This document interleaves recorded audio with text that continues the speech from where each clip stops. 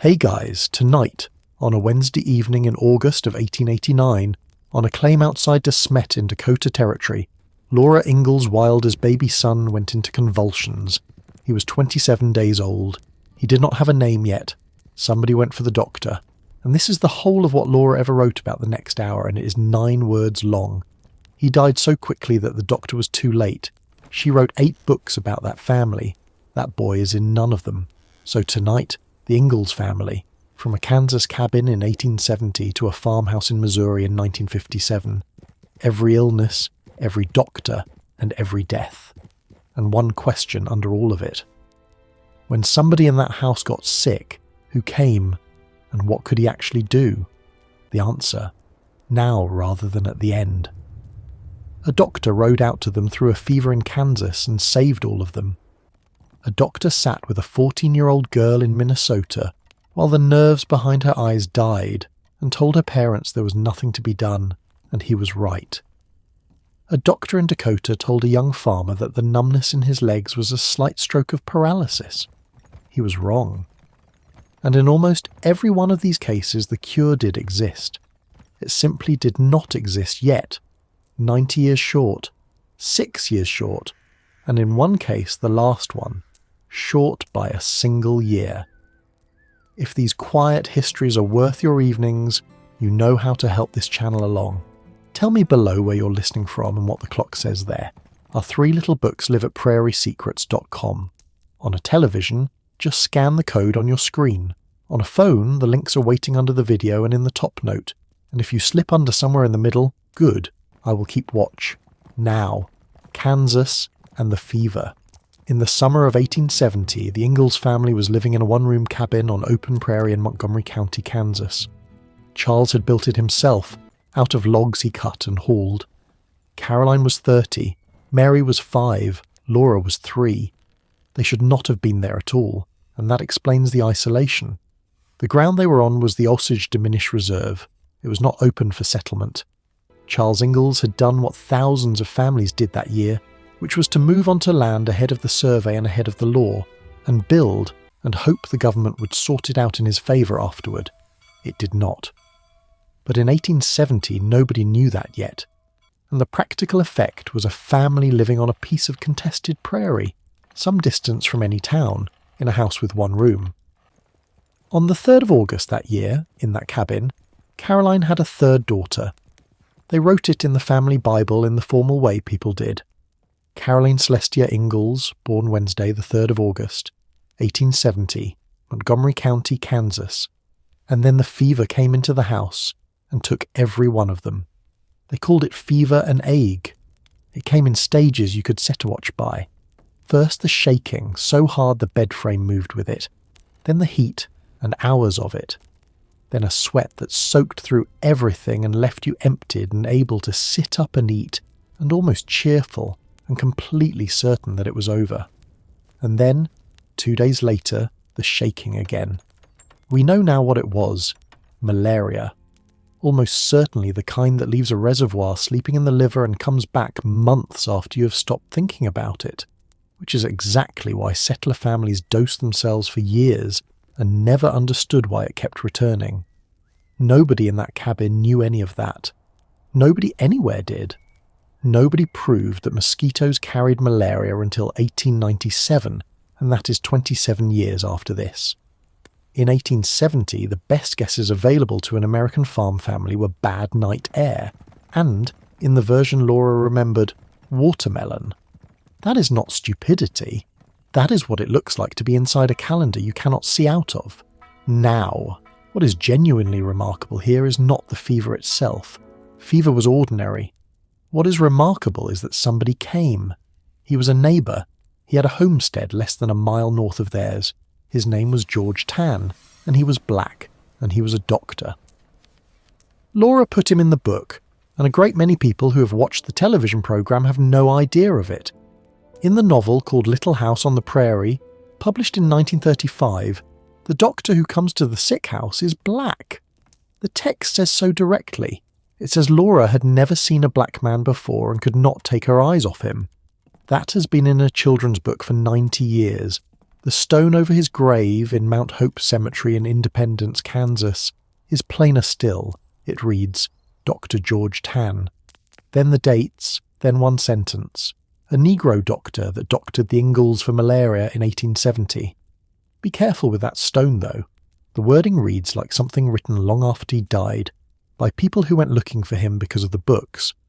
And the birth year cut into it, 1825, does not agree with the census and land records, which point to 1835.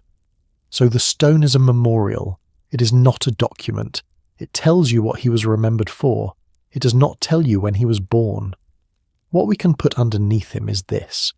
His people were free black Pennsylvanians.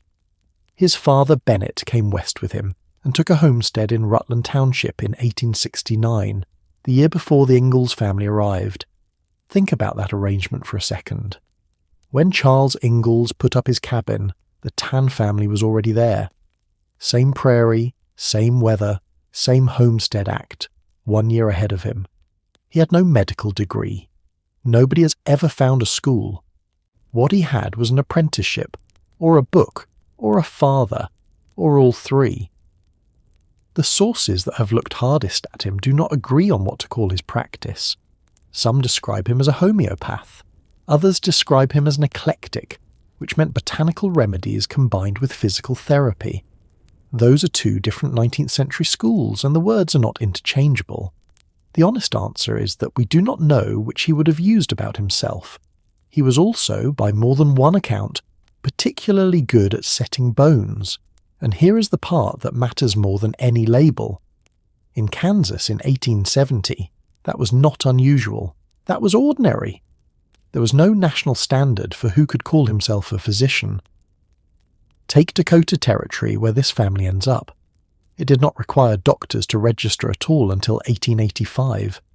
And when it finally did, the requirement was 2 full courses of lectures at a medical institution, or, as an alternative, having already practiced plus good moral character. That is the bar. Prior practice and being thought decent. A regular physician, a homeopath, and an eclectic all had colleges, all had patients, and all rode the same roads. A man with a preceptorship and a bag was a doctor because he did the work, so he did the work. He rode out to a cabin full of people too weak to fetch him, and he gave them powders. Laura remembered them as a dreadful bitterness, poured out of a small folded paper onto her tongue, and then those bitter powders every morning afterward. That is quinine. She never names it, and she did not need to. Folded paper packets are exactly how quinine sulfate was carried and dispensed, and the bitterness is the drug itself, so unmistakable that we still use it to flavour tonic water and still recognise it in the first mouthful. Now hold on to this, because it does not happen again in this entire story. Quinine works. It is not a comfort measure. It is not a tonic. It is a real anti-malarial. It had been isolated from cinchona bark half a century earlier, in 1820, and by 1870 it was standard and it was effective, and it killed the parasite in the blood. Whatever else was in that bag, that one thing was genuine medicine, correctly chosen, correctly used, in the right house, at the right time. It did not clear the parasite sleeping in the liver. That is why the fever came back to families for years afterward, and it is very likely why the Ingalls family kept dosing. But it took them off the floor, and in 1870, off the floor was the whole ambition. Nobody was aiming at cure, they were aiming at getting up. Laura wrote one sentence about that visit that she never wrote about anything else that happened to this family. What might have happened if the doctor had not found them, she did not know. She was right not to know. It is the only time in 90 years that the question is even worth asking, because it is the only time the answer could plausibly have gone the other way. Before we leave that cabin, let me show you what he would have been carrying, because it is going to explain almost everything that goes wrong later. A country doctor in 1870 rode with saddlebags, and what was in them was remarkably consistent from Kansas to Dakota. A folding case of powders, a lancet and a scalpel, quinine, calomel, which is a mercury compound, morphine, laudanum and paregoric, both of them opium, castor oil, digitalis out of the foxglove, whiskey and brandy given as medicine. Aspirin is not on that list, and that surprises people. Aspirin does not exist until 1899. Now, of everything in that bag, how much of it actually worked? Quinine for malaria, opium for pain, which is real and is not nothing, digitalis for some kinds of failing heart, vaccination against smallpox, ether and chloroform for surgery, setting a bone, draining an abscess. That is the list. That is the whole list. Calomel, one of the two most commonly given substances in America, was a violent purgative that did nothing for any of the diseases it was given for and poisoned people slowly with mercury. It made gums ulcerate. It loosened teeth. So the bag had perhaps 6 things in it that helped, a great many that did harm, and no way on earth to tell them apart except by watching people and remembering. And he was rarely paid in money. Barter was routine right through this period. A doctor took what a farm had. Sit with the arrangement of it for a moment. The first doctor in this story is a black homesteader with no diploma. He rides out to a white family who cannot pay him. He is carrying the one drug in his entire bag that actually cures the thing he is using it for. And that is the high point. Everything from here is downhill for 87 years. One more thing about him before we let him go, because we are going to want him at the end. He kept practicing. He moved into independence. He worked for a period in the Cherokee Nation. He retired in 1902. He died in 1909 after an accident with a horse and buggy. They buried him in the main part of Mount Hope Cemetery, rather than in the section that had been set aside for black burials.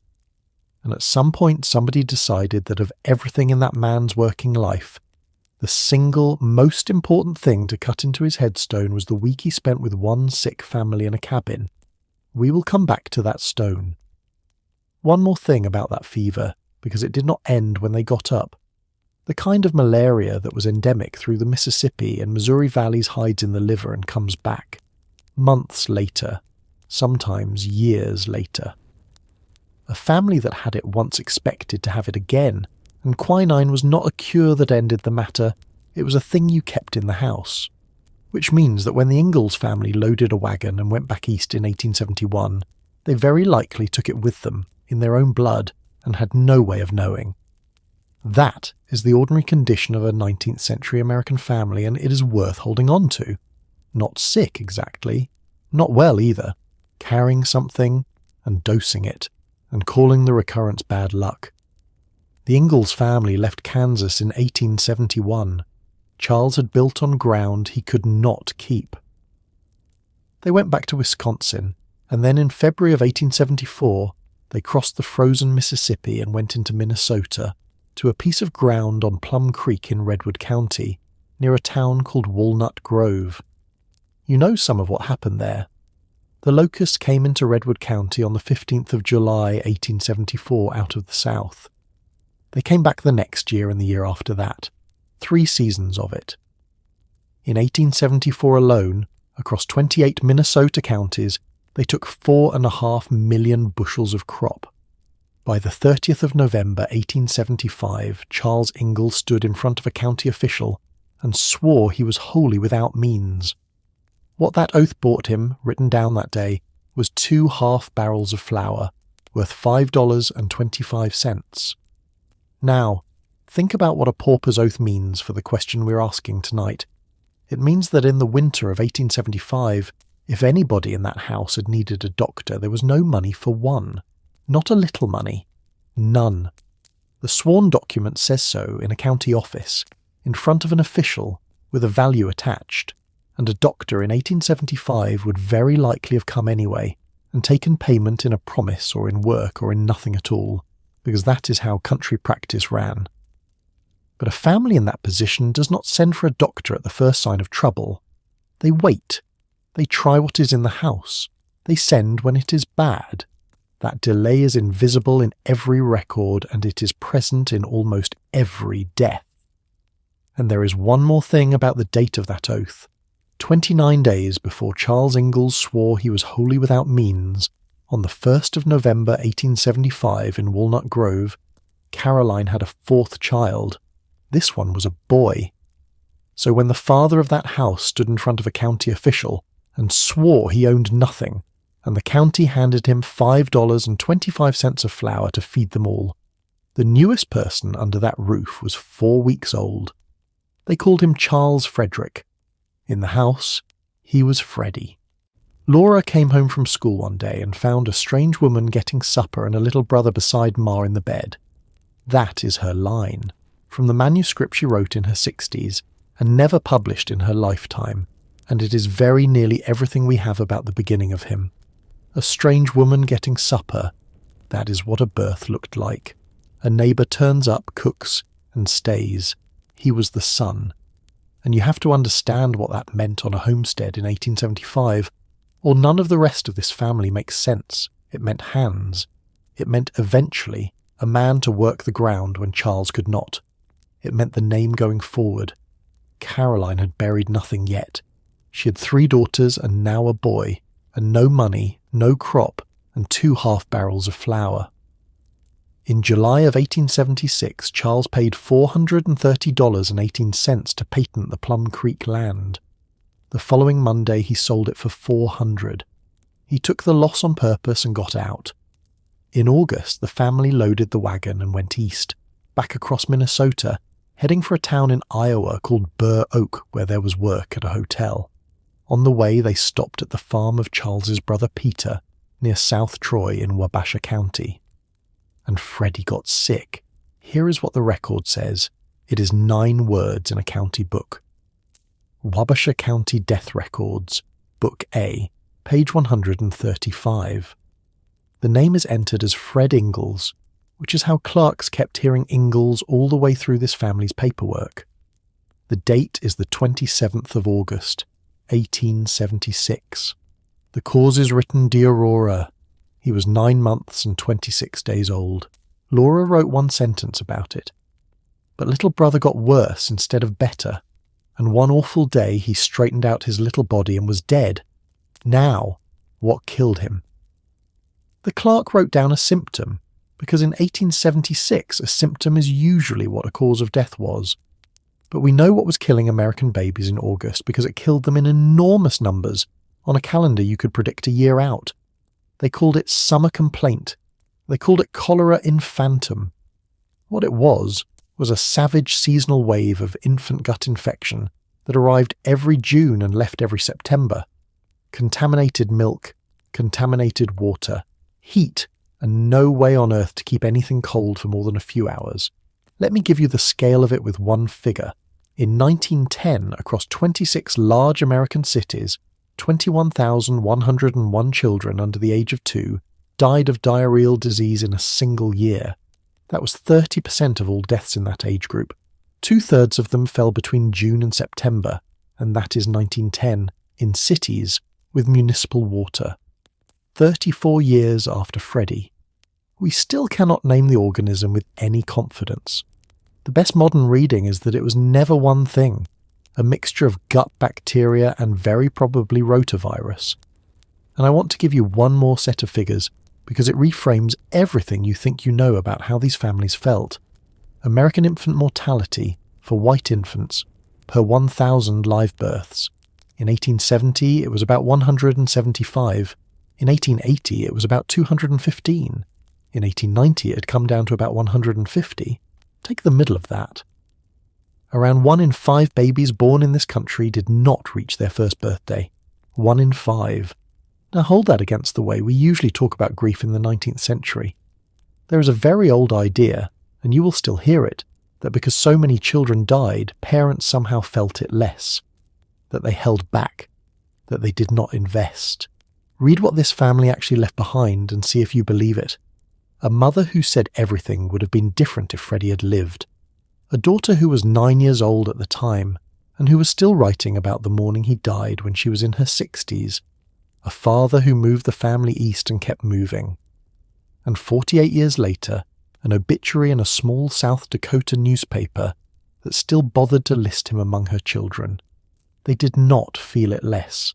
They felt it exactly as much, and it happened to almost everybody, and they had to get the wagon on the road anyway. That is not the same thing as being hardened. It is the same thing as having no choice. What actually kills a baby in that situation is not the infection itself. It is the water going out of him, and the salt going out with the water. That is the entire mechanism. A small body empties faster than it can be filled, and the chemistry that runs the heart and the brain goes out of range, and it stops. Which brings me to the sentence I've been walking towards since the beginning of this act. The treatment for that is clean water, with sugar and salt in it, given by mouth. That is it. That is the whole cure. It costs almost nothing. It needs no equipment, no needle, no laboratory, and no doctor. It is now generally counted among the most important medical advances of the 20th century, and it was worked out and proved and put into the field in the 1960s and 1970s, 90 years after Freddie Ingalls.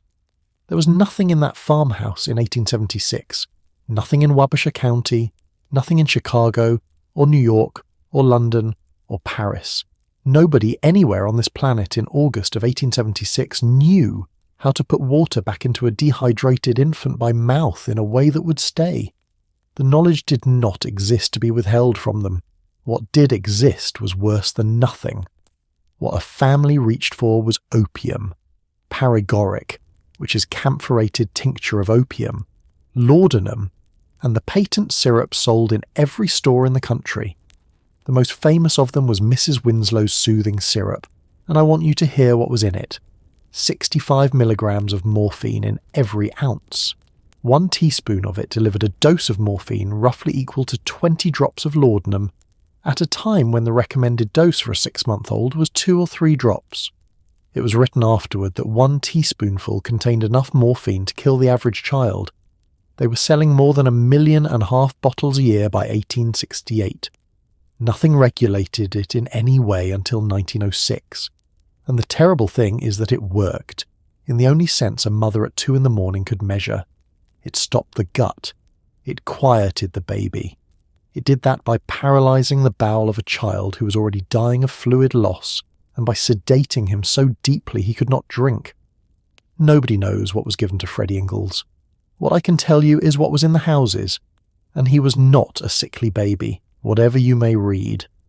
That sentence circulates widely, and it traces back to nothing at all. All we have is his sister, writing 50-odd years later, saying he straightened out his little body. Now think for a moment about where that family actually was on the 27th of August 1876, because the geography is part of the wound. They were not at home. They had no home.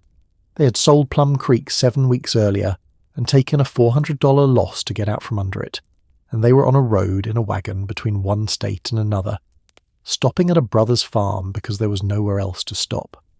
Charles Ingalls had a wife, 3 daughters, a dead son, no land, and about $400. He also had a job waiting for him at a hotel in a town in Iowa that none of them had ever seen.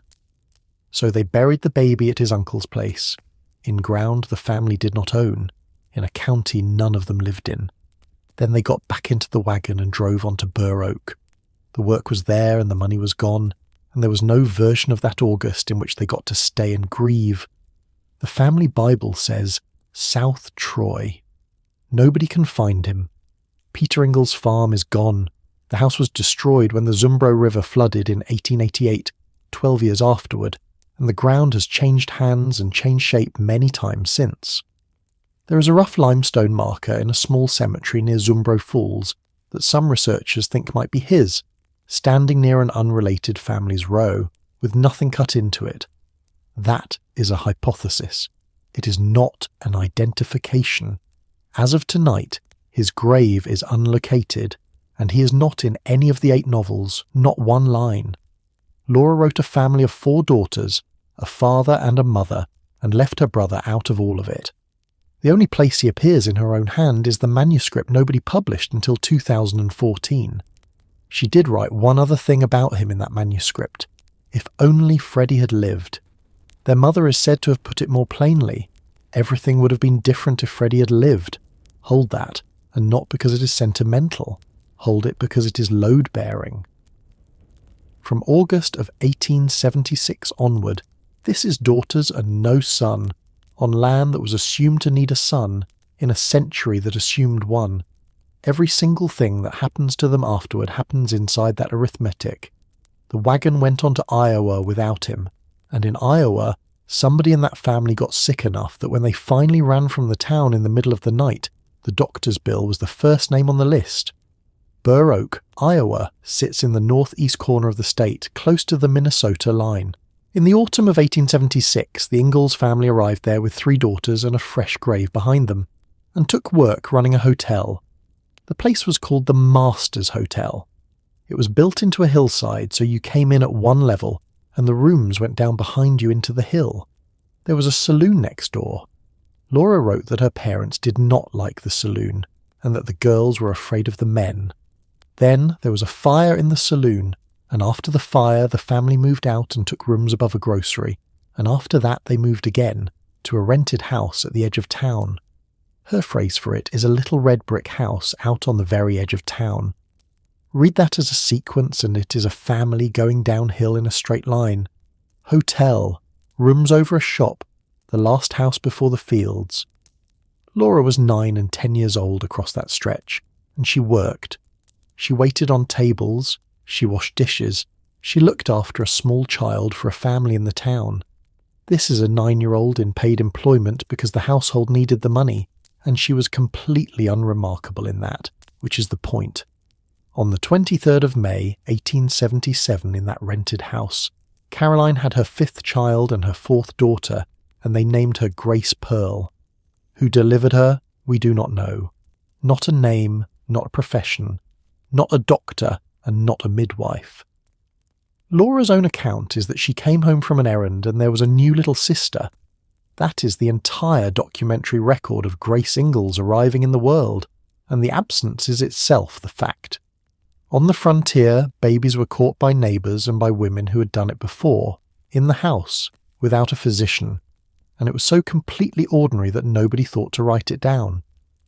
Across every birth in this family across these years, there is exactly one where a doctor is named in a document, and we are still 12 years away from it. What we do know about Burr Oak is that the family owed money to a doctor there. We know it because of how they left. Sometime in the night we children will wake to find the wagon with a cover on standing by the door. Pa put our bed in the wagon and hitched the horses on. Then we climbed in and drove away in the darkness.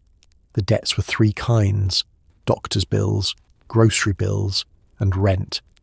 The landlord was a man Laura called Bisbee. The county records spell it Bisbee. He refused to extend the rent. He threatened to take the horses. Charles sold the cow to pay for the road, and they went out of town at night. The editor who prepared Laura's manuscript for publication looked at that and concluded he had simply run out of legitimate options, and that it was a practical act rather than a dishonourable one. I think that's right, and I would add one thing to it. Look at the order of the debts: doctor, grocer, landlord. Somebody in that family was ill enough, often enough, in one Iowa winter, that a physician's account came first on the list. We do not know who. There is no ledger. There is no bill. There is no Burr Oak physician's daybook.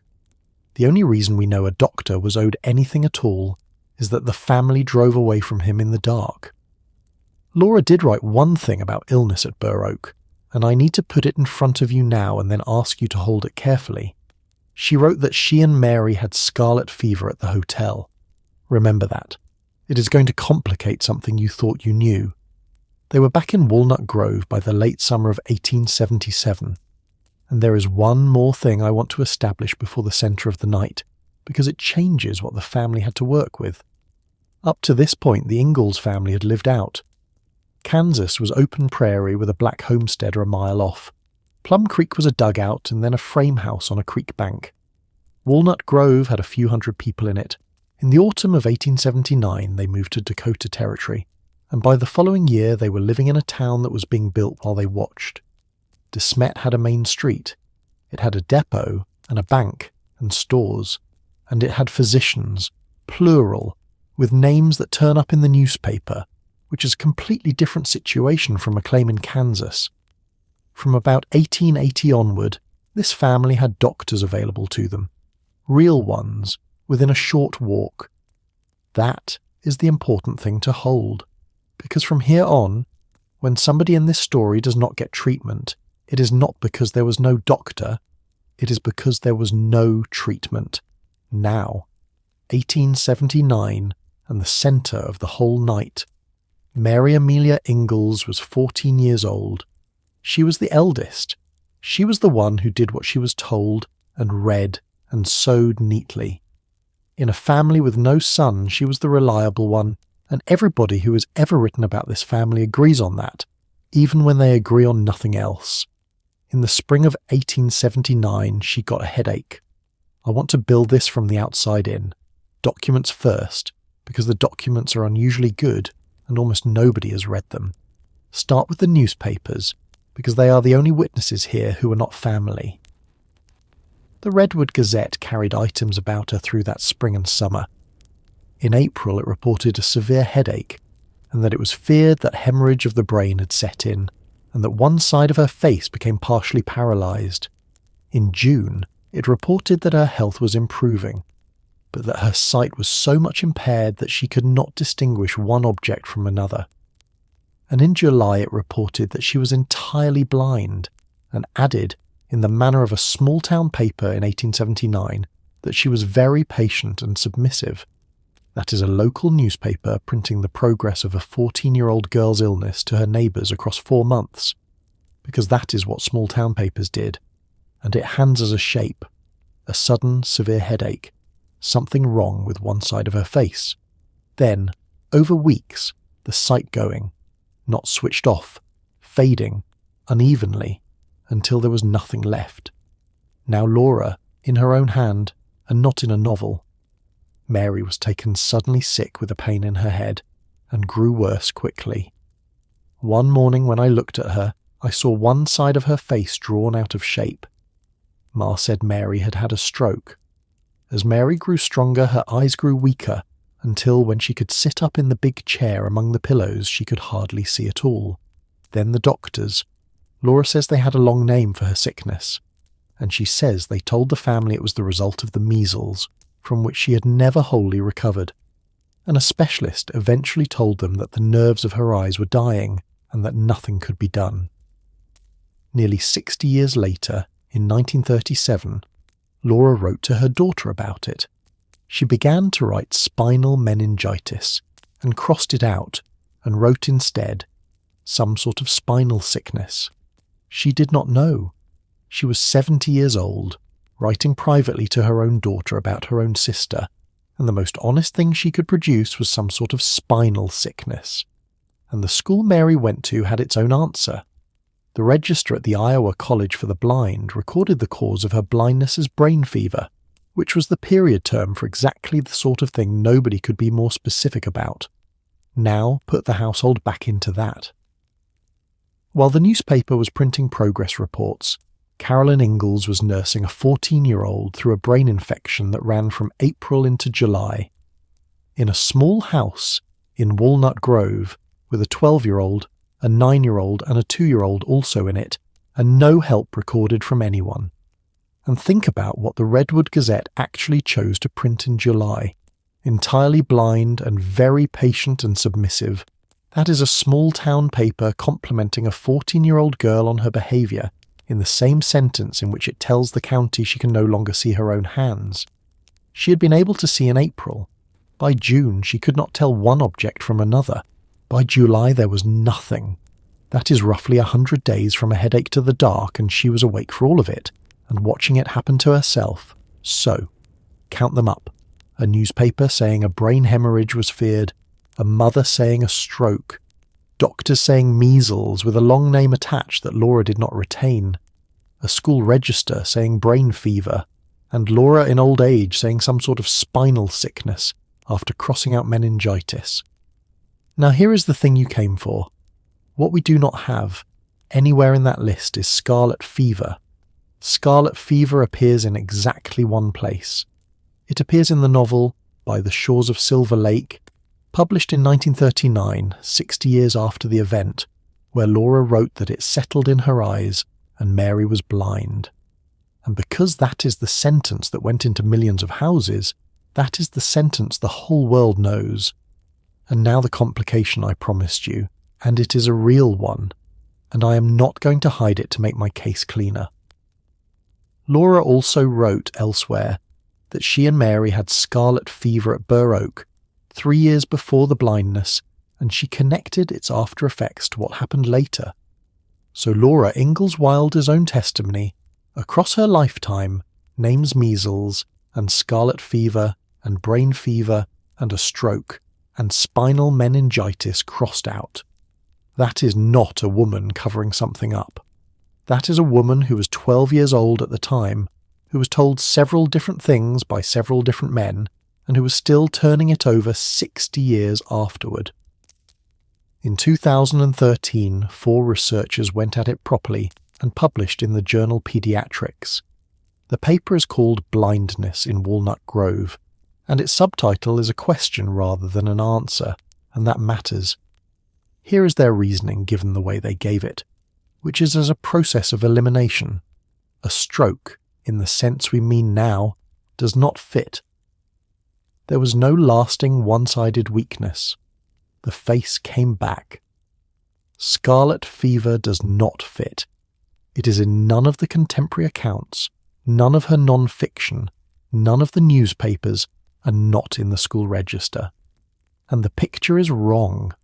Scarlet fever does not typically take a child's sight over a period of weeks. Bacterial meningitis does not fit either, and this is the elegant part of the argument. Bacterial meningitis in 1879, with no antibiotics, in a 14-year-old, either killed you or left a mark on your mind. Mary Ingalls went on to complete a 7-year course of study.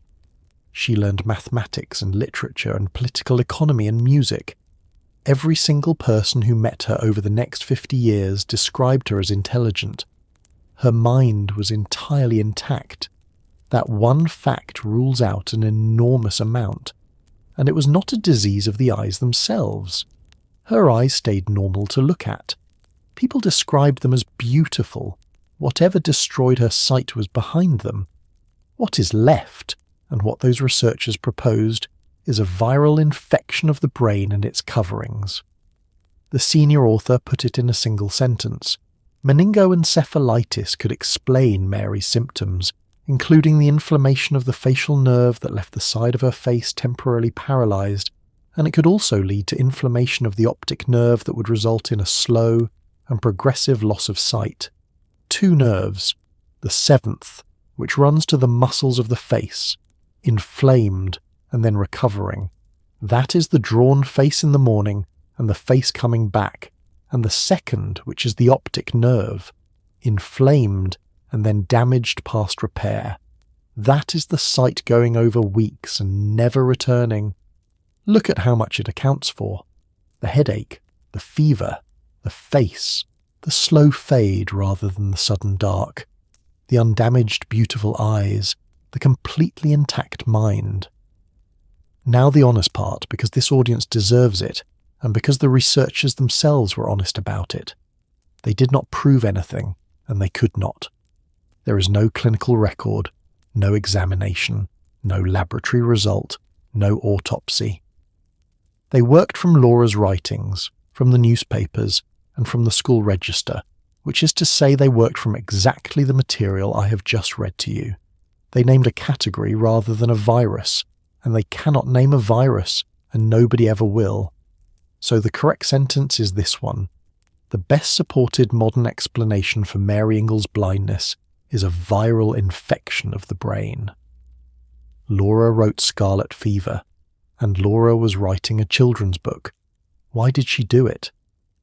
The editor of her annotated manuscript has the answer I find most convincing, and it is not a sinister one. Scarlet fever in 1939 was a word every American child knew, and every American mother feared. It was swift and clear and believable. The real thing was something that in 1939 only a handful of physicians could even have named.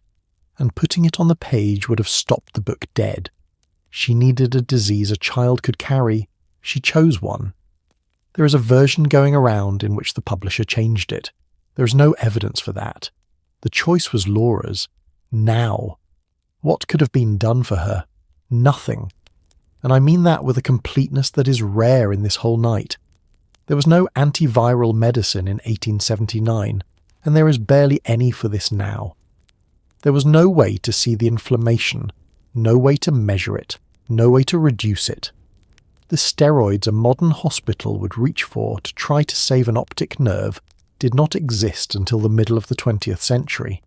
If a 14-year-old girl walked into an emergency room tonight with a virus eating the nerve behind her eyes, there is a real chance she would walk out blind anyway.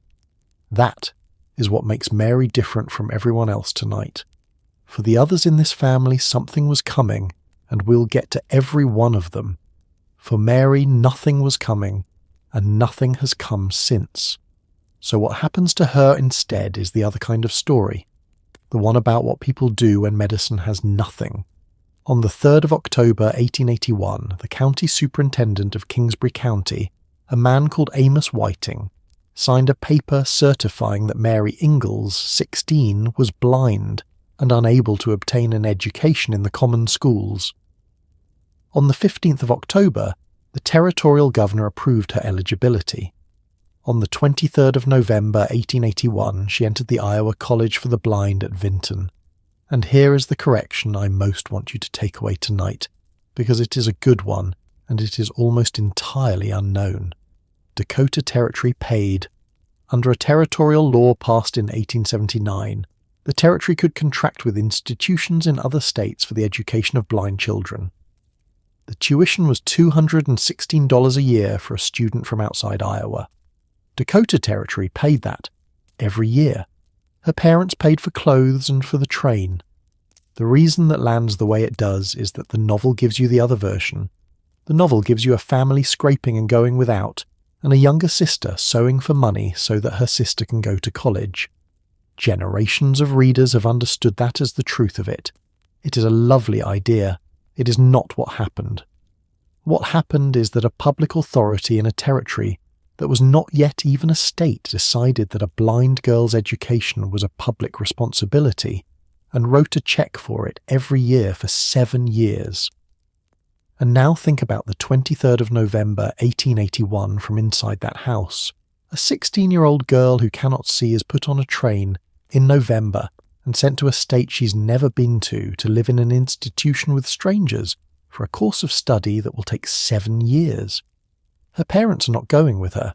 They cannot afford to visit often, and to Smet to Vinton is a long way in 1881. Caroline Ingalls had already put one child in the ground. Now she put another one on a train. We have no letter about that day. Nobody wrote down what was said at the depot. What we have is the paperwork, and the paperwork is unanimous and unsentimental. Certified on the 3rd of October, approved on the 15th, enrolled on the 23rd of November, 3 signatures and a train ticket, and a mother standing on a platform. She stayed 7 years and graduated in 1889. What she studied is worth hearing, because it is not what people assume. Spelling, arithmetic, grammar, history, geography, physiology, algebra, rhetoric, chemistry, zoology, literature, civil government, political economy, geometry, botany. Music, which at that school meant voice, harmony, piano, pipe organ, and a range of instruments. And the industrial subjects, which is to say she learned to make things with her hands: brooms, mattresses, hammocks, cane seating, carpet weaving, sewing, knitting, beadwork, and fly nets for horses. She came home to De Smet, and she made fly nets, and sold them, and that money went into the house. I want to say that again, because she is so often written about as a woman who came home to be looked after. Mary Ingalls came home from college and earned. And now let me put a hard number against her, because there is one, and it changes the whole shape of her. She was blind from the summer of 1879. She died in the autumn of 1928. 49 years. She was 14 when the sight went and 63 when she died. which means 49 of her 63 years were blind years, which is nearly 4/5 of a life.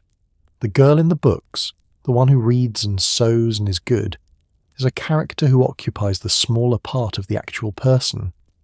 And there was no assistance of any kind, no pension, no disability payment, no support program, no service, no organisation.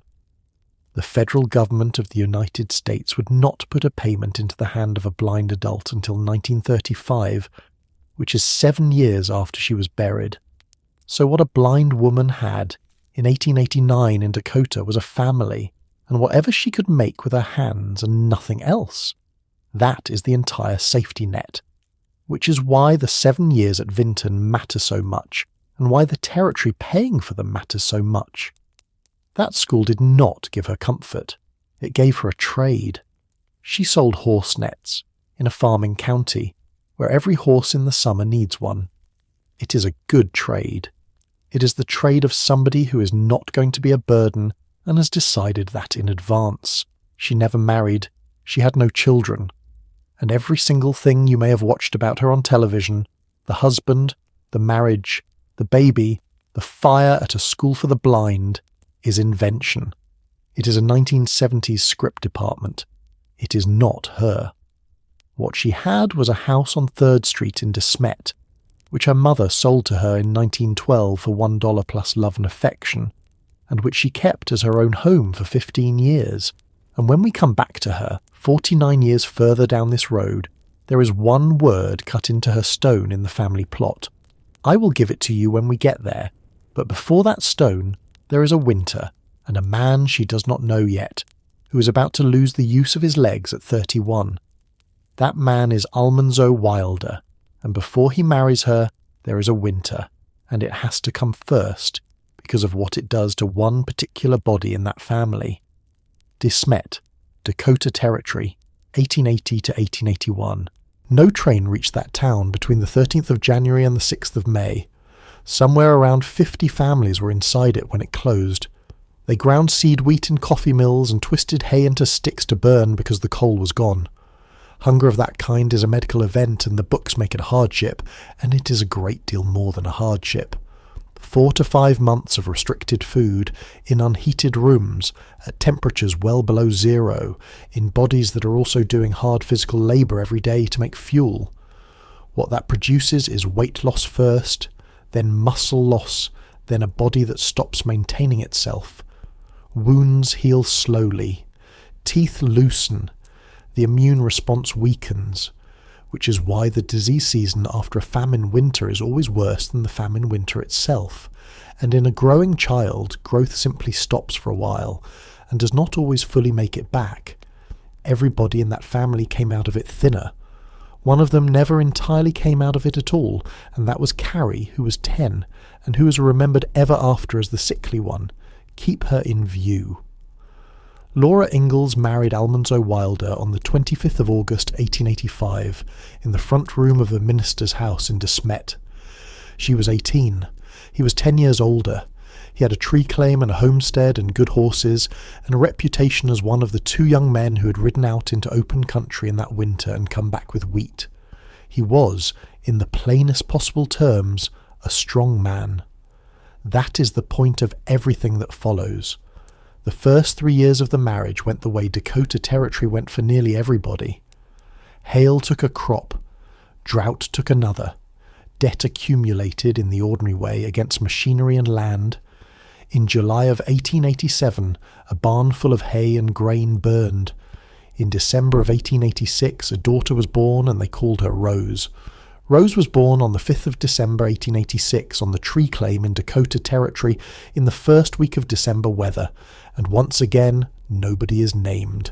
No doctor, no midwife, no neighbour woman, nothing. Laura Ingalls Wilder was 19 years old, in a small house on open ground, in December, having her first child, and the historical record of that event is a date. I keep pointing this out, and I am going to keep pointing it out because it is the most consistent silence in the whole family file.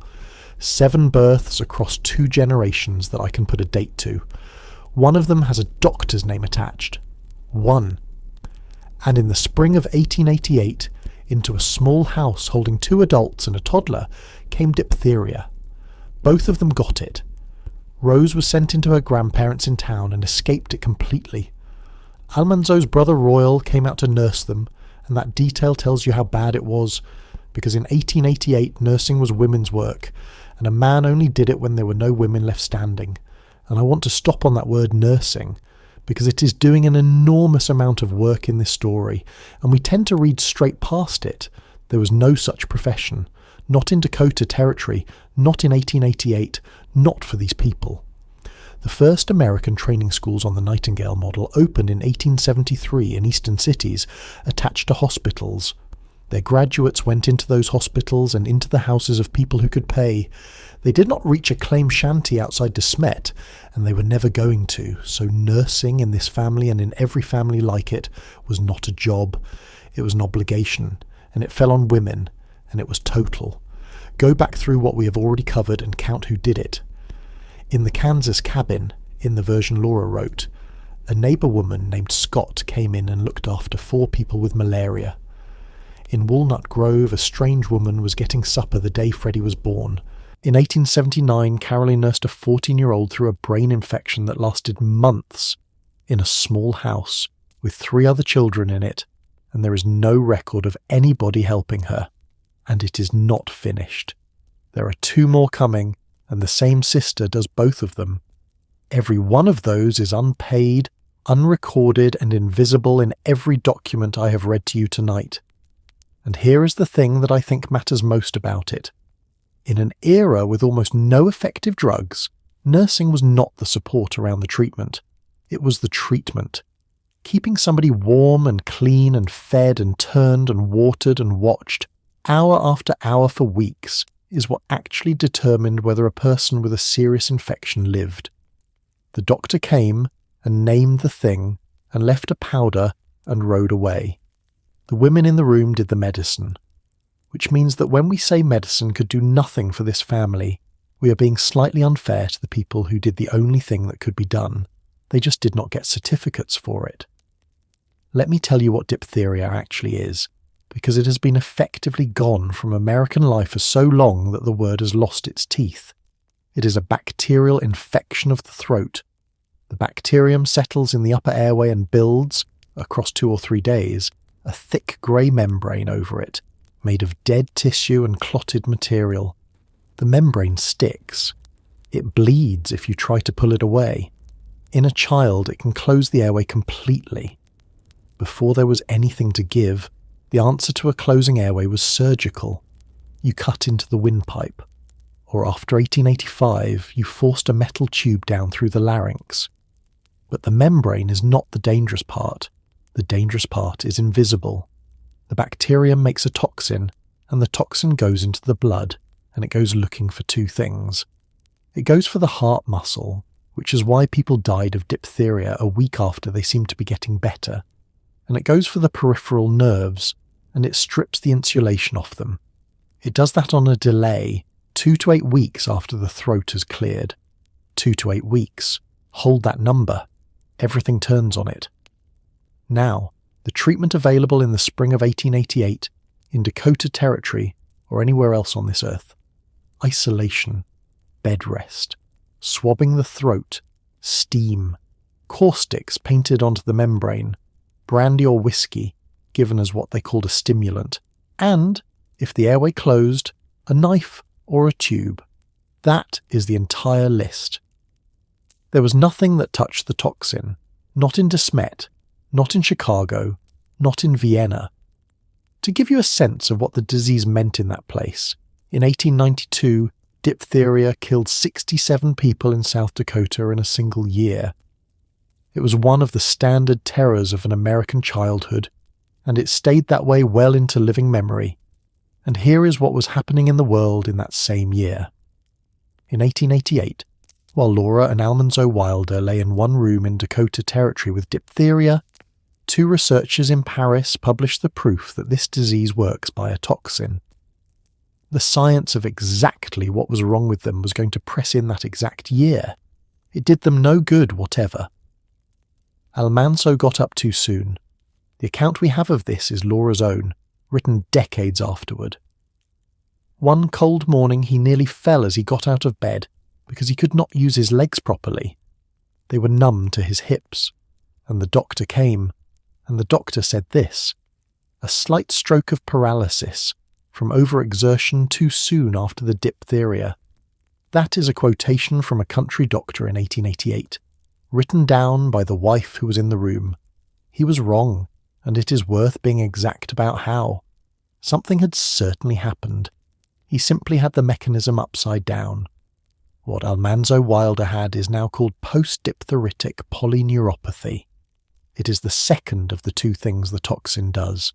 It is a nerve disease, and you can tell it apart from a stroke on 3 facts, and every one of the 3 is sitting inside Laura's own sentence. A stroke is sudden.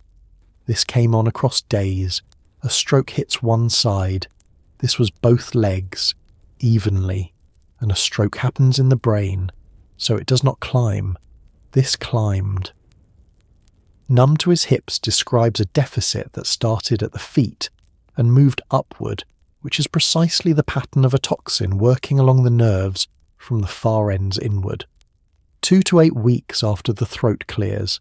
That is the textbook, and that is exactly where he was standing. So it was a period misdiagnosis, and it did not come from a television program. It came from a doctor, in good faith, in a year when the word stroke was used loosely for any sudden paralysis. Laura Ingalls Wilder wrote it down and printed it, and everything since has inherited it from her. And then there is the part I did not expect. The doctor's advice was correct. He told a man with diphtheria to stay in bed. Almanzo got up and worked. The doctor blamed the work. Now, the modern understanding is that the neuropathy is driven by how much toxin got into him, not by whether he walked out to the barn. So the reasoning was wrong. But bed rest was, in 1888, exactly the right instruction, because of the other thing the toxin does. It attacks the heart. And a man with diphtheritic damage to his heart muscle who exerts himself can simply drop. The order was right. The explanation underneath it was nonsense. That is what medicine looked like for most of human history, and I find it strangely consoling. A good doctor with the wrong model can still tell you the right thing to do. Now, the 6 years. In 1890, 2 years after Almanzo Wilder lost the use of his legs, Emil von Behring and Kitasato Shibasaburo produced an antitoxin in animals. A serum drawn from an animal that had been exposed, carrying antibodies that neutralized circulating diphtheria toxin. By the end of 1891, it had been given to a dying child in Berlin. In 1894, the results were presented in Budapest and the treatment entered clinical practice. In October of that year, there are 2 documented early American uses, one in Cincinnati on a 2-year-old girl who lived, and one at the New York City Board of Health. By 1895, several American firms were making it. By 1898, you could buy it commercially in this country, and it cuts finer than that. The antitoxin does not repair a nerve that has already been stripped. It neutralizes toxin that is still moving in the blood, which means it works in the window between the sore throat and the paralysis. And that window, in his case, was 2 to 8 weeks wide. He had it. He had weeks. There was a stretch of the spring of 1888 when Almanzo Wilder was walking about with a poison in his blood, feeling better, and the substance that would have bound that poison was 6 years and 1 ocean away. He walked with a cane after that, for the rest of his life. And one ordinary fact belongs next to that, because 6 decades is an abstraction, until you make it a morning. Almanzo Wilder was a horseman. That is what he was known for before he was known for anything else. He broke and trained his own teams, he had the best horses in Kingsbury County, and the reason his name is in a book at all is that he took a team out into open country in a Dakota winter and brought back wheat. The legs were the whole of him, and in the spring of 1888, at 31, he woke up one morning and could not feel them below the hip. He got some of it back. He never got all of it back. He farmed for another 60 years with feet that did not quite report in, and he went on keeping horses, and he was still driving a team in his 80s. He just did it leaning on something. He was 31 in 1888. He died in 1949 at 92. That is 61 years with a cane. 6 of them were before the cure existed. 55 of them were after. 55 years of walking past the thing that would have worked. That is the sentence I could not get out of my head while I was putting this together. I am going to set it down and move on because the year is still 1888, and it gets worse.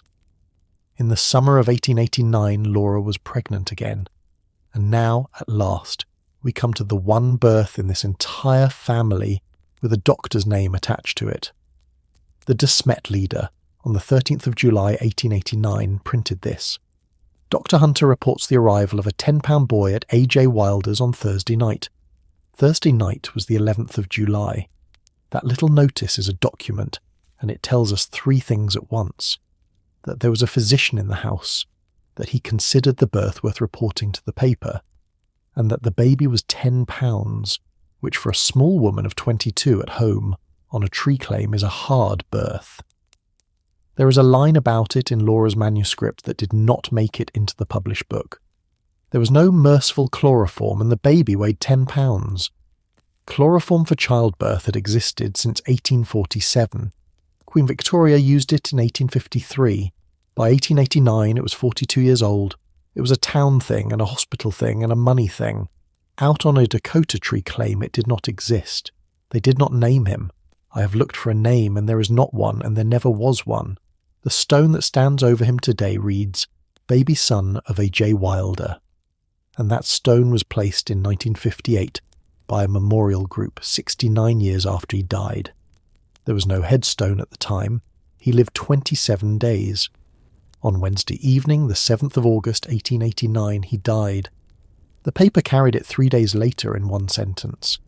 Mr. and Mrs. A.J. Wilder's little child died Wednesday evening. Laura wrote the only account of it that exists. The baby was taken with spasms, and he died so quickly that the doctor was too late. Spasms means convulsions. Nobody can say what killed him. A 27-day-old in August of 1889 having convulsions could be almost anything. An infection in the blood or in the lining of the brain. The same summer dehydration that took his Uncle Freddie 13 years earlier. Something he was born with. Something in his chemistry. There is no cause of death recorded anywhere, which the sources note was sadly common, and it was. But look at the shape of her sentence again. There was a doctor. He had a name. He had attended the birth 27 days before, and he lived close enough to be sent for. And a convulsing newborn on a claim in 1889 did not have the amount of time it took a man to be fetched and ride out. Distance was a treatment failure all by itself. Out in that country, a physician might cover 100 miles of practice. One doctor in Nebraska in these same years was the only physician inside a 75-mile radius, and she once rode 18 miles on horseback to reach a patient. A house call could be half a day or a whole day or 2, which means the operative question on the frontier was never what will the doctor do when he gets here. It was simpler and colder than that. Will he get here? Twice in this family in 13 years the answer was no. There is one more thing in the record from that fortnight, and it is almost too much. Grace Ingalls, who was 12 years old, wrote in her diary on the 27th of August. Laura's little baby boy, only a month old, died a little while ago. He looked just like Manly. Manly is what the family called Almanzo. That is a 12-year-old girl's diary, and it is the only physical likeness of that child anybody ever set down. He looked like his father. 16 days after he died, on the 23rd of August 1889, their house burned to the ground, and there are 2 accounts of how it started. Laura wrote, in the manuscript she left behind, that she lit the kitchen stove and the hay stored beside it caught. Rose, writing in a magazine in 1926, said that she had done it herself, not yet 3, putting wood into the stove while her mother lay ill in bed. A mother and a daughter, 2 different confessions, each set down nearly 40 years after the fire. Neither can be corroborated, and neither cancels the other. They left Dakota the following spring, and where they went next is a medical decision, and almost nobody reads it that way. Minnesota first to Almanzo's people at Spring Valley for about a year and a half, and then, in the autumn of 1891, they went to Florida. Not for work, not for land. They went to Florida for his lungs and his legs. This was the climate cure. It was the single most prescribed treatment in 19th century American medicine, and it has vanished so completely that it now sounds like an excuse for a holiday. When a doctor had no drug, and he usually had no drug, what he had left was air. Move the patient. Warm and damp for a chest. Dry and high for consumption. Sea air for a nervous complaint. Whole American towns were built on this prescription. Colorado Springs and Pasadena and half of Arizona exist because doctors in the eastern states sent sick people west and told them to breathe. It was not quackery exactly. It came out of a sincere and quite old belief that disease arose from a bad relationship between a body and a place, and if you could not fix the body, you could change the place. And it did sometimes help, for the same reason a rest cure sometimes helps, which is that a person who stops working and lies in the sun for a year will often be better at the end of it than they were at the start. What it could not do was anything at all for a man whose nerves had been stripped by a bacterial toxin 3 years earlier. They lasted 10 months. Laura did not like it. She wrote a sketch about that country afterward, and the line in it that survives is her own position in the landscape. A Yankee woman was more of a curiosity than any of these. They came back to Smet in August of 1892. In July of 1894 they went out of Dakota for good, in a wagon, to Mansfield, Missouri, which leaves Smet with the old people in it. Charles Ingalls was 66 years old in the spring of 1902. The record says he'd been failing through the winter. He died at 3 in the afternoon on Sunday the 8th of June. Now, what killed him? The Smet News printed an obituary the following Thursday, headed "A Pioneer Gone," and here is the entire medical content of it, complete, every word. After a lingering illness of several weeks, heart trouble was the cause of his death. That is it. That is everything. There is no death certificate for Charles Ingalls. There cannot be one. South Dakota did not begin registering deaths across the state until 1905, 3 years after he died, and did not reach general compliance until 1932. So there is no physician's certification, no cause line, no duration, no attending doctor's signature. There is a country weekly and a phrase. Heart trouble in 1902 in a newspaper is not a diagnosis. It is what the neighbours said, and let me show you how loose that document actually is. The same obituary states that he was born in that state 60 years ago. He was born in New York State, and he was 66 years old. The primary source is wrong about his age by 6 years, and wrong about his birthplace by half a continent. They buried him from the Congregational Church on the Tuesday. The Masons attended in a body and took charge of the graveside rites. There is a version of the following days in the standard biographies in which Laura was sent for, and came up from Missouri by train and reached him before he died. It is in the books. It is what Smet will tell you if you go. No document under it has ever surfaced, so the bedside stays where it is, in the books rather than in the record. What I can tell you is what she wrote afterward, and when. Nothing for 34 years. There is no scene of her father's death anywhere in anything she published. The 8 novels end in 1885 at her wedding. The book about the first 4 years ends in 1889. The manuscript ends at the wedding as well. Pa dies 13 years past the last page she ever wrote. Then, in 1936, in a letter, she produced this. Seems as though all I ever saw of Pa was his face, especially his eyes, his whiskers and his hair always standing on end, and 2 his hands on his violin, a face and a pair of hands on an instrument. That is what 34 years leaves you, and it leaves 2 women in a house on 3rd Street in Smet. One of them is 84 before she is finished. One of them is blind, and they have 22 years to fill. Caroline was 62 when he died. Mary was 37 and blind, and had been for 22 years. They took in a lodger for the money. In 1912, Carolyn sold Mary the house for $1 plus love and affection, which is a formula you use in a deed when you are transferring property to somebody you intend to protect. It puts the roof in the blind daughter's name while the mother is still alive to arrange it. Caroline Quiner Ingalls died at 5 in the afternoon on Easter Sunday, the 20th of April, 1924. She was 84. By 1924, South Dakota had death certificates. Hers is number 91288 in Kingsbury County, and the cause written on it is one word: senility. That will sound cruel to you, and it should not. Senility on a death certificate in 1924 does not mean dementia, and it does not mean anybody thought poorly of her. It was the routine entry for a person who was very old and stopped. It means the doctor did not know and did not believe anybody needed him to know, because she was 84. It is a statement about 1924 medicine. It is not a statement about Caroline. Her obituary is better evidence than her certificate. It says the death was unexpected and followed an illness of but a short time. And then it says something considerably more useful. Mrs. Ingalls has been feeble all winter. That is the true shape of it. A long, slow winter. Then a fast ending on a Sunday afternoon.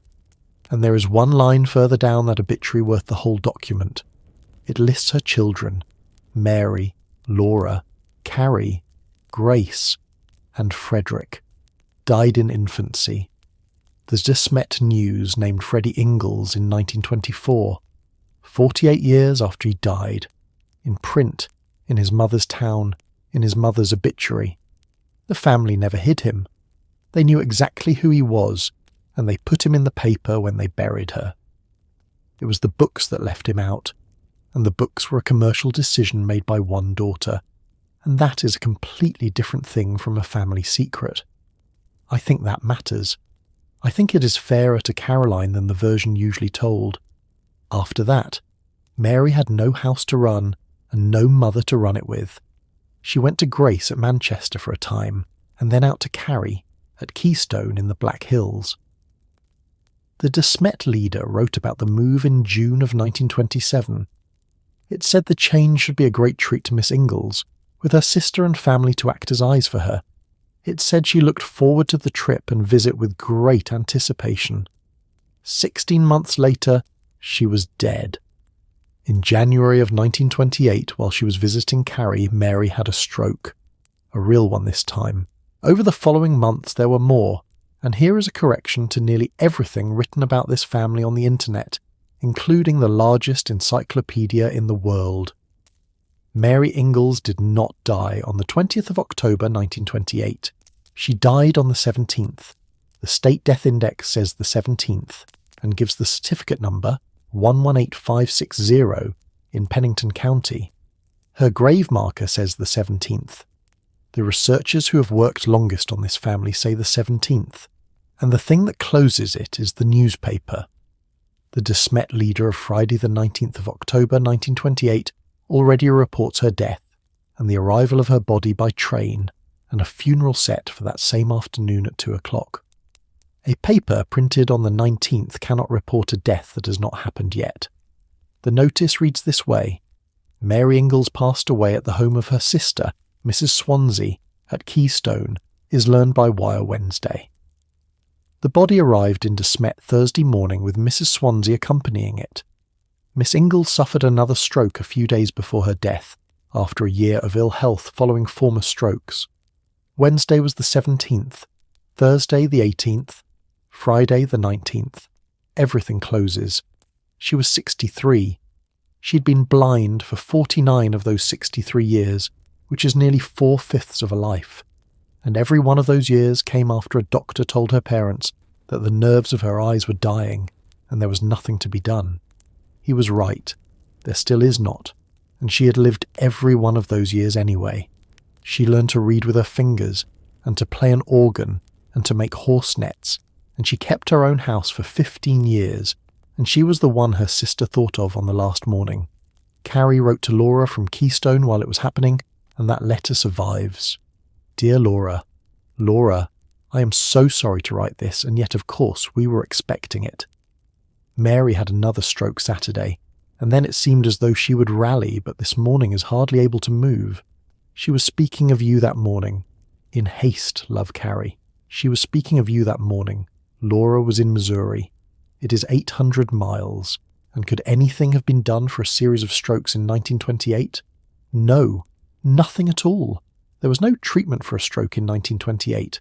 There was no way to see one happening, and there would be no useful drug for the condition that causes most of them for another 30 years. Grace Ingalls Dow was the baby of the family, the one born in a rented house in Burr in 1877 with nobody's name attached to the delivery. She married a farmer named Nathan Dow and lived at Manchester, 8 miles from Smet. She taught school. She wrote pieces for the local papers. She had no children. In 1932 she went into a hospital at Huron and was diagnosed with severe diabetes. 1932. Insulin was isolated in Toronto in 1921. The first human being received an injection of it on the 11th of January 1922. He was a 14-year-old boy named Leonard Thompson, and he was dying. The first dose barely touched him. 12 days later they gave him a purer one, and he got up. Commercial production began the following year. So by 1932, when a farm wife in Kingsbury County, South Dakota was told she had severe diabetes, the drug that treats it had been on the market for 9 years.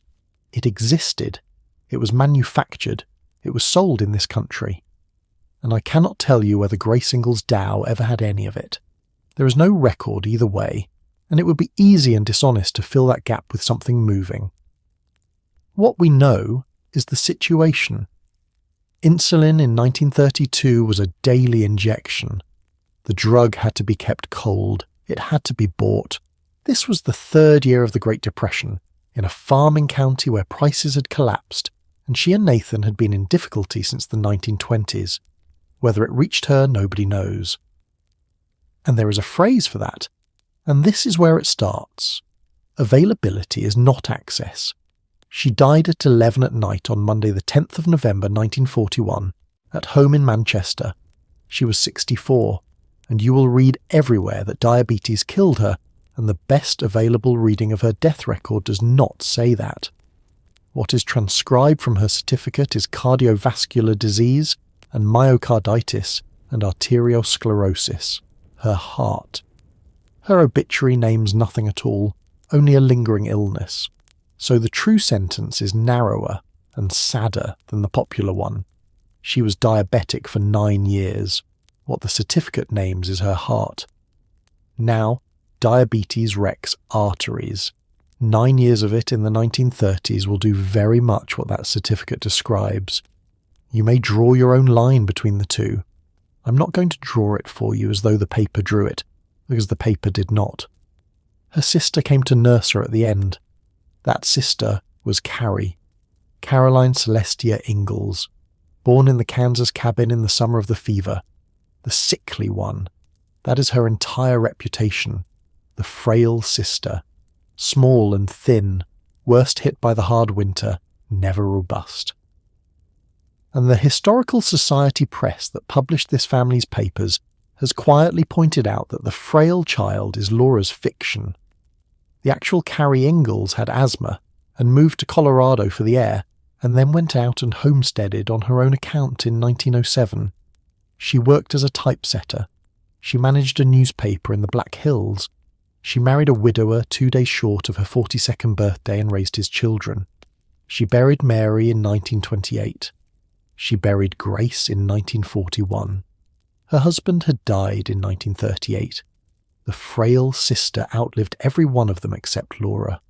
She died on Sunday the 2nd of June 1946 in a hospital in Rapid City. 75 years, 9 months and 30 days old. South Dakota Certificate 2-29736. The cause transcribed from it is 2 words: diabetes coma. 24 years after Leonard Thompson got up off that bed in Toronto. I do not know what to do with that except say it plainly. A woman died in an American hospital in 1946 of a diabetic coma. 24 years after the treatment for diabetic coma became available, 1 year after penicillin reached American drugstores, 1 year after the war ended. Availability is not access. A drug existing is not the same as that drug reaching a 55-year-old woman on a failing farm in Kingsbury County in 1932. It is not the same as it reaching a 75-year-old widow at Keystone in 1946. The distance between a laboratory in Toronto and a farmhouse in South Dakota is not measured in miles, and it is worth pausing on how much did change in these years, because I'm not trying to tell you medicine failed at everything. It did not. The diphtheria antitoxin that came 6 years too late for Almanzo was followed by a vaccine. Ramon and Glennie worked out how to inactivate the toxin in 1923. Mass distribution of the toxoid began the following year, and through the 1920s and 30s it replaced the older preparations, and diphtheria stopped being a thing American parents lay awake about. The sulfur drugs arrived in the middle 1930s. Sulfapyridine, in 1938, was the first medicine that reliably worked against the pneumonia that had been the old man's friend and the young man's killer for the whole of recorded history. Penicillin followed, discovered in 1928, made useful at Oxford in 1940, first given to a patient in February of 1941, mass-produced for the war, and released to American civilians in March of 1945. Look at those dates against this family. Sulfapyridine, 1938.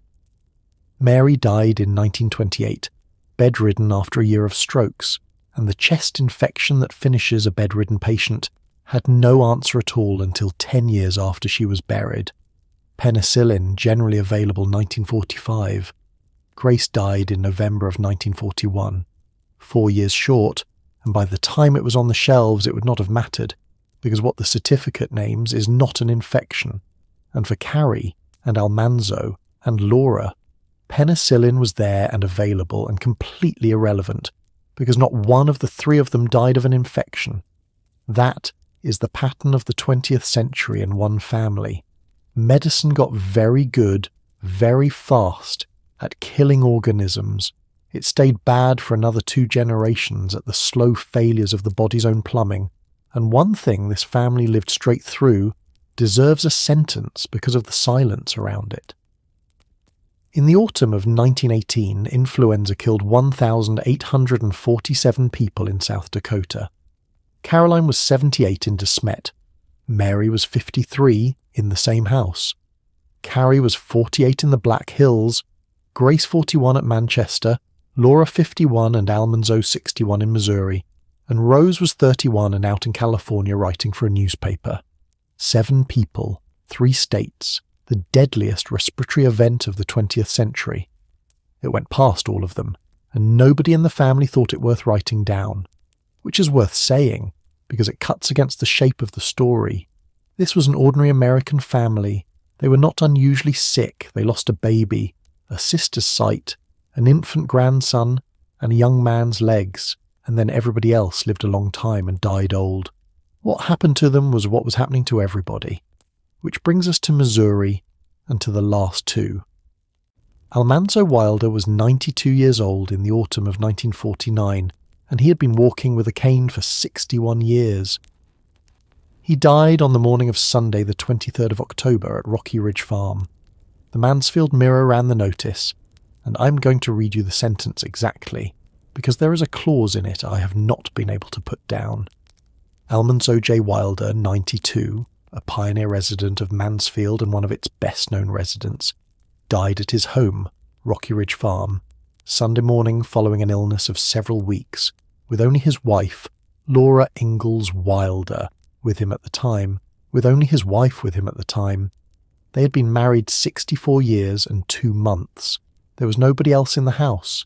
The paper says he suffered a sudden heart attack. His Missouri death certificate gives the cause as vascular insufficiency, which is not quite the same statement. One of those is an event. The other is a circulatory system that has simply run out. He was 92. Both are ways of saying the same true thing, which is that the blood stopped getting where it needed to go. One story here should be killed, because it is repeated constantly. There is no documented heart trouble for Almanzo Wilder in the 1930s. No dated episode, no hospital record, no letter. The line about earlier heart attacks traces back to a newspaper obituary written about his daughter 19 years after he died by an obituarist who did not know the family. There was one final illness at 92. That is all there ever was. Rose came from Connecticut. The funeral was the following Friday at the Methodist Church in Mansfield. They buried him in Mansfield Cemetery, and the Mansfield paper, given the job of summing up a whole man's life in a column, chose to say that he had once saved his snowbound town from starving by driving 40 miles through a blizzard for wheat. He was 24 when he did that. He had used his legs. And before we go to Laura, there is a hole in the middle of her that nobody has been able to fill. Laura Ingalls Wilder had diphtheria in 1888, when she was 21, and by her own account her case was the frightening one and his was the light one, which is exactly why he got up and she did not. And then, in the surviving record, nothing. 68 years. From 1888 to 1956. She bore one living child and buried one. She drove a wagon to Missouri. She cleared land. She raised poultry. She wrote a newspaper column for 13 years. She ran a farm loan association. And she wrote 8 books in her 60s and 70s.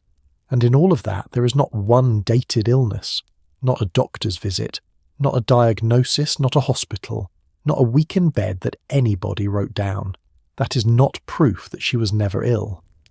A woman of that generation did not report a bad winter to anybody, and there is no reason a farm wife's ordinary complaints would enter the record at all. But it is what the record says, and the record says she was, by any measure of her century, extraordinarily well for an extraordinarily long time. She outlived a brother who died at 9 months, a sister who went blind at 14, a son who lived 27 days, 2 sisters who died in their 60s, and a husband who spent 61 years on a cane. She was the healthy one. That is not the story anybody tells about Laura Ingalls Wilder, and it is the plainest thing in the file. Laura lived 7 more years, alone. She turned 90 on Thursday the 7th of February 1957 at home. She died 3 days later, on Sunday the 10th. The autumn before, she'd gone downhill fast. Rose came for Thanksgiving of 1956 and found her mother badly ill and, by one account drawn from Rose's own diaries, delirious. Rose stayed about 3 months. There was a hospital in Springfield, 50 miles off, and Laura was taken there at some point that winter, and the accounts do not agree on when, and I am not going to pick a date for you. What every account agrees on is the end of it. She was brought home, and I would like you to hold that decision, because it is the last medical decision anybody makes in this entire story, and it is the same decision the family made every other time. A hospital in Springfield in 1957 had oxygen and intravenous fluids and insulin and antibiotics and a laboratory and trained nurses on a rota through the night. Rocky Ridge Farm had a daughter who had come from Connecticut and a house with a wood stove in it, and they brought her home because there was nothing in Springfield that was going to change the outcome, and because she was 90, and because that is what this family had always done. Somebody comes home, and somebody who loves them sits with them. Caroline nursed Mary in Walnut Grove. Royal nursed Laura and Almanzo in Dakota. Carrie nursed Mary at Keystone, and then went back and nursed Grace at Manchester. Laura sat with Almanzo at Rocky Ridge with nobody else in the house, and in February of 1957, Rose sat with Laura. Missouri Death Certificate number 11919, Wright County. Occupation, author. Field of business, writer. Informant, Rose Lane, daughter of Danbury, Connecticut. Burial, the 13th of February, Mansfield Cemetery. And the cause of death written out is this: cerebral hemorrhage due to hypertension and arteriosclerosis. A bleed in the brain caused by high blood pressure and hardened arteries. And this is the end of the argument. Blood pressure had been measurable since 1896. The cuff was invented that year. The method of listening for the two sounds that give you the two numbers was worked out in 1905. So for the entire second half of Laura Ingalls Wilder's life, any doctor with a cuff and a stethoscope could measure the exact thing that eventually killed her. They could measure it. They could not treat it. Through the 1940s, there was a substantial body of medical opinion holding that high blood pressure was not a disease at all, but a necessity. The reasoning was that an aging person needed higher pressure to push blood through stiffened vessels, and that lowering it would do harm. It even had a name: essential hypertension, essential meaning required. Franklin Roosevelt died of a cerebral hemorrhage in 1945 with pressures that would empty a modern waiting room, and there was almost nothing his physicians could offer him either. The first drugs that made a real difference were the thiazide diuretics. Chlorothiazide, the first of them, reached the American market in 1958. Laura Ingalls Wilder died in February of 1957. She missed it by about a year, and the proof that it mattered took longer still. It was not until a series of trials running through the 1960s, published from 1967 onward, that medicine established beyond argument that lowering blood pressure prevents exactly the kind of bleed that killed her. That is 10 years after her funeral, 1 year short of the drug, 10 years short of the reason to give it, and now I want to put two documents side by side, and then I will let this go. 1902. A country newspaper in Smet, South Dakota, in a territory so young it did not yet issue death certificates, says of a 66-year-old man, heart trouble was the cause of his death. 1957. A state death certificate in Wright County, Missouri, typed and signed and filed, says of his 90-year-old daughter, cerebral hemorrhage due to hypertension and arteriosclerosis, 55 years apart, father and daughter, and in between them sits the whole heroic age of American medicine, germ theory settled, antitoxins, vaccines, insulin, sulfur drugs, penicillin, X-rays, blood typing, anesthesia. You could survive. Surgery that worked. Look at what changed about the doctor himself across those 55 years. In 1870, the doctor is a man on a horse with no diploma, carrying 6 things that work and a dozen that do not. He is paid in whatever the farm has. By 1957, the doctor is a licensed professional in a state that registers every birth and every death, filling in a printed form with numbered lines. Cause, contributing conditions, interval between onset and death. There is a certificate number, there is a filing county, there is a signature. Everything about that is better. It is better to have records. It is better to have training. It is better for a state to know what its people are dying of, because you cannot fix what you have not counted, and counting is precisely how the 20th century learned to fix things. And the woman was still just as dead, and that cuts against the way we usually tell the story of progress. Medicine did not fail this family through carelessness or backwardness. It got dramatically better across their lifetimes, and it saved millions of people, and it arrived for these particular people slightly out of step every single time. Being born in the wrong decade is not a moral failing, and it is not anybody's mistake. It is just the hardest kind of bad luck there is, because there is nothing to be done about it, and nobody to blame. And when it came to the circulatory system that failed in both of them, everything that medicine had achieved in 55 years amounted to learning how to spell it. It could name the thing precisely. It could not stop it. There is one more. Rose Wilder Lane, the daughter, the only grandchild of Charles and Caroline Ingalls, who lived past infancy, died at her house in Danbury, Connecticut, in the night between the 29th and the 30th of October 1968. She was 81. She was packed. She had a passport and an itinerary, and she was leaving in the morning on a journey around the world that was meant to take 3 years. She did not wake up. No cause of death was ever published. Every reliable account says the same 4 words. She died in her sleep. They took her back to Missouri and buried her beside her mother and father, and that is the line. Finished. Charles and Caroline had 5 children. Those 5 children produced 2 grandchildren, and one of them lived 27 days. The other had 1 son of her own. He was born dead on the 23rd of November 1909 in Salt Lake City. The burial record enters him as Baby Boy Lane. He was about 6 months along. He's buried at Mount Olivet in Section N, Lot 46, Grave 1.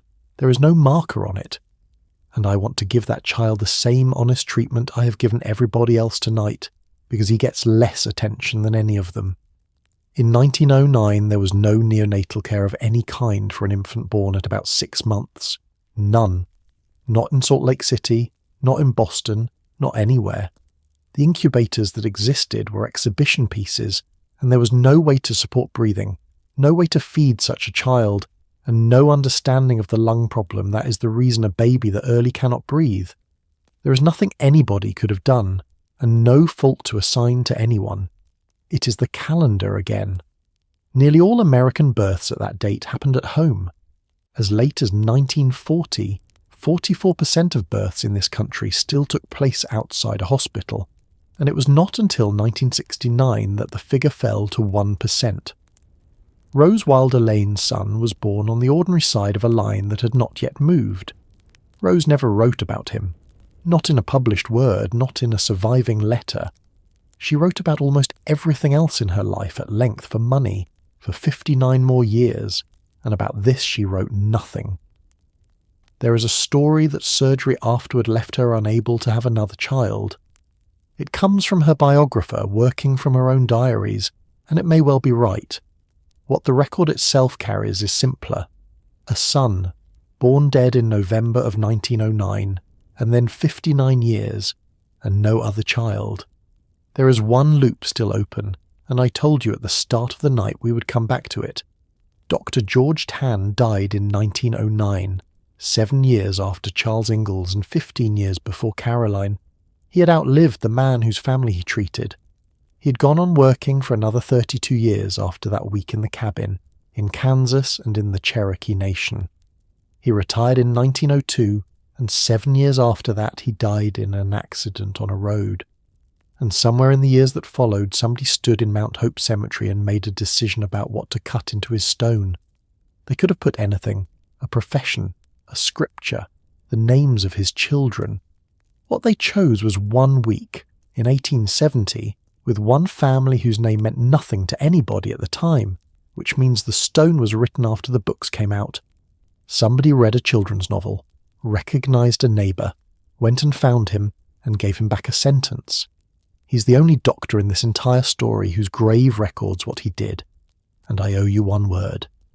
In the family plot at Smet, on the stone over Mary Amelia Ingalls, who spent 49 of her 63 years blind and made horse nets with her hands to pay her way, there is a single word, daughter. That is all of it. Not scholar, not sister, not the 7 years at Vinton. Daughter. A short way off in the same cemetery, under a marker that was not put there until 1958, by people who never knew him, there is a baby with no name at all. And somewhere near South Troy in Minnesota, under ground that flooded 12 years afterward, there is a boy of 9 months and 26 days, and nobody can find him. We tell this family's story as a story about weather. The grasshoppers, the blizzard, the drought, the hard winter. The weather is real, and it very nearly finished them more than once. But go back through the deaths tonight and count. A 9-month-old boy who needed clean water with sugar and salt in it, 90 years early. A 14-year-old girl whose optic nerves were destroyed by a virus we still cannot treat. A 31-year-old farmer who needed a serum that was 6 years away in Germany. A 27-day-old baby who needed a doctor closer than the road allowed.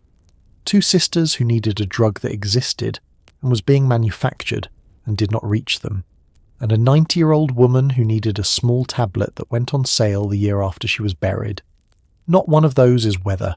Every single one of them is timing, and that is a strange thing to sit with at night, because it is nobody's fault, and there is nobody to be angry at.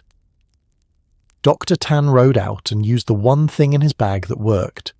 The doctor in Smet gave a young man the right order for the wrong reason, The doctor in 1889 got on a horse and rode as fast as a horse goes. Every one of them was doing his best inside a calendar he could not see the edges of. We're inside one too. There is something in an ordinary week of our lives right now that will look, in 100 years, exactly the way a folded paper of quinine looks to us. Somebody in that future will read our records and be gentle about it, I hope, the way I have tried to be gentle about theirs. Laura Ingalls.